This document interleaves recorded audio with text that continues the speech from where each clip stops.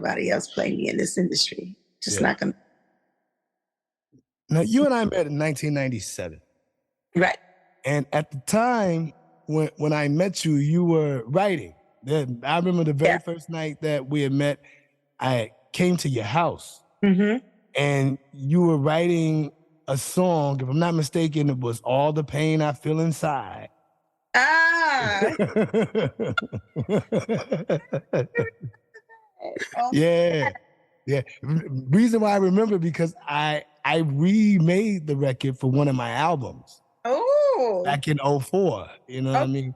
That record just kind of inspired me a great deal, to where I just kind of flipped it and did my own kind of version of it. But I do remember that night, and you were writing, and you were so heavily engulfed in the writing process that night, to where you and I, we didn't really build real dialogue the first night that I saw you. How has writing affected your career, as far as like, do you write all your own stuff, or I wish I could say I do, but you know what?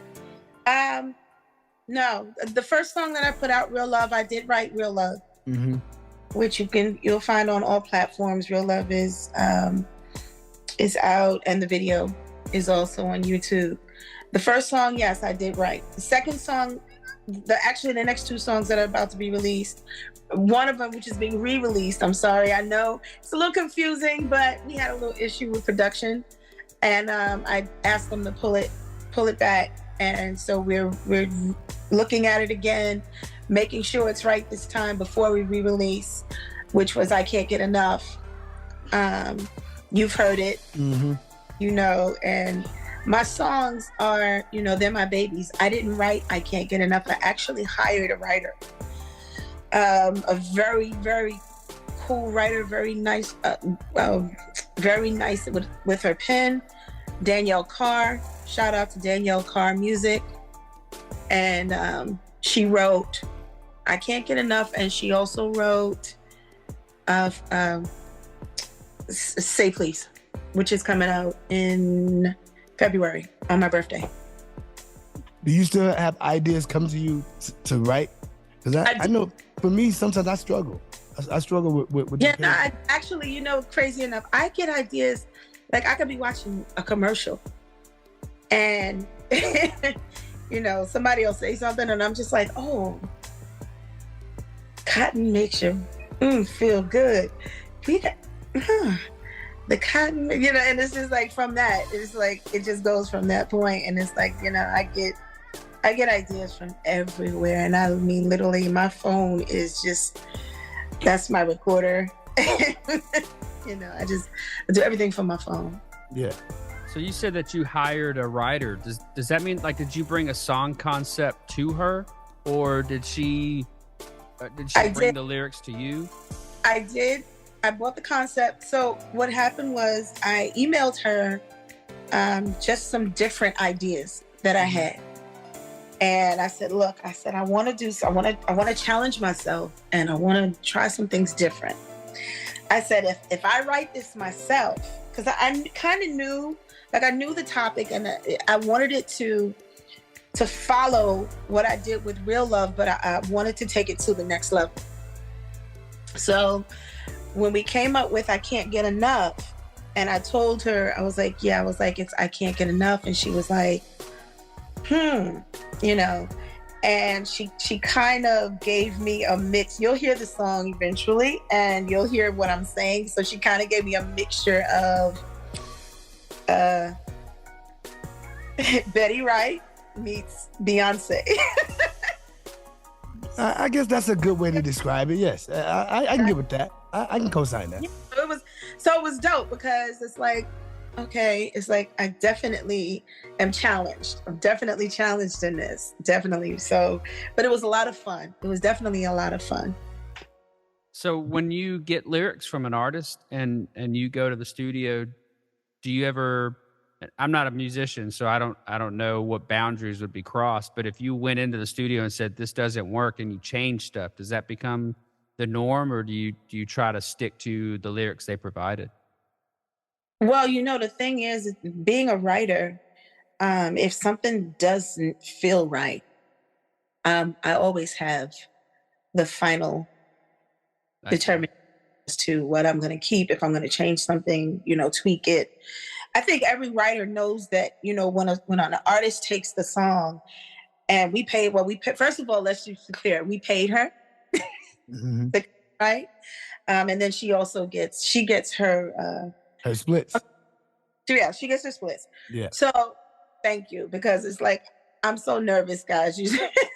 Relax. Yeah, We we're just chilling. talking. Yeah, we just chilling. You know what I mean? But she'll get her publication rights, and that'll be good for her. But again, she got paid. But yeah, no, any writer knows that an artist is definitely going to tweak. They're definitely going to tweak it. Do you prefer writing your own songs, or do you prefer collaborating with other writers? I actually don't have a preference. Really? No, I don't have a preference. I don't. Well, we have a song that we worked on. Yeah. And it only took for me to hear that beat to be like, yeah, you had it done in like a day or two. It was crazy. It's like it was crazy. It was 20 minutes after you right. Right. It didn't take long at all. You got it back the next day. Yeah. I was done 20 minutes after I heard it. Right. Yeah, you sent me lyrics that night. You did. Yep, you did. So yeah, no, actually, I really don't have a preference. I love to sing. I love creating. So, I mean, my process is not done once I'm finished writing. I'm still in my process. Mm-hmm. And even when I'm recording, even if I've written the song myself, there are still times when, I'll ask the producer to, give me some ideas, or, if right. he hears something, because producers are very good, I believe, with arrangements. They know what they hear. Mm-hmm. So I'll ask the producer, listen, guide me if you hear something that you feel like. So with Real Love, even though I wrote it, the producer did a lot of arranging. So we tweaked some things even, while we were recording. How often do you get lyrics from someone that you've hired or are working with, and that inspires you to write something else? Like Sway mentioned taking a song that he knew that you were working on when he first met you, and that kind of inspired him to work on a project of his own. How often do you get those lyrics back from an artist and then put them down because you need to move on to something that's just popped into your head? I don't get a lot of written words from writers. Oh, I don't get a lot of written words from writers. I do mostly my own writing. okay. Yeah, I mostly do my own writing. I only look to get a writer for 2 songs. I see. Yeah, for 2 songs. I may in the future, in the near future, decide to get another writer to come in. And actually, I do have a song that I want to put out next summer. And I'm actually looking at 2 people to come and write with me. Mm. And then I do something at my studio where I hold writers' camps. What is that? And that's basically, I invite writers to come, and I have the production team in the studio at the same time. So while the production team is working on production, I have the writers just as you hear it, just start writing. Oh, interesting. Mm-hmm. It's very impactful. Yeah, I bet you got all those creative minds in the same room. I bet y'all come up with some amazing stuff. You would really.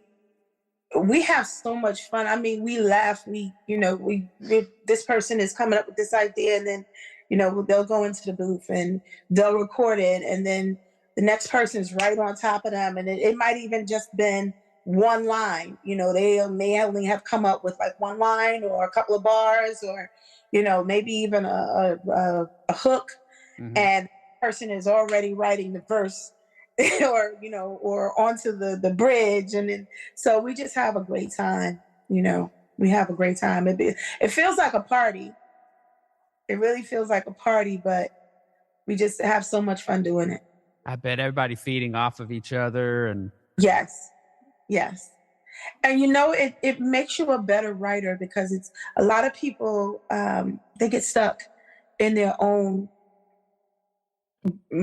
mind, sure. just trying to get things, trying to get the point, trying to, and sometimes it doesn't really need to be that serious. Like, you Right. should, to just sometimes just quickly come right off the top of your head. It takes time, though. Yeah. It takes time, I guess, for that. Okay. And you're in New York too. Is it very competitive? New York is very competitive, but I think the one thing that people don't really understand is that, we're so unified here. Like, it's about the love here. Like, we have a love for our music. We have a love for, each other doing what we're doing. I get so much, like I said, I get so much encouragement, just from people that now know that I sing, because for a long time people didn't know I sang because I wasn't singing. Yeah, we're gonna talk about that too. Yeah, we're gonna talk about that. I was a mom, and that was, my main focus. But now that people do recognize that I'm a singer, I get so much love. I get so much support.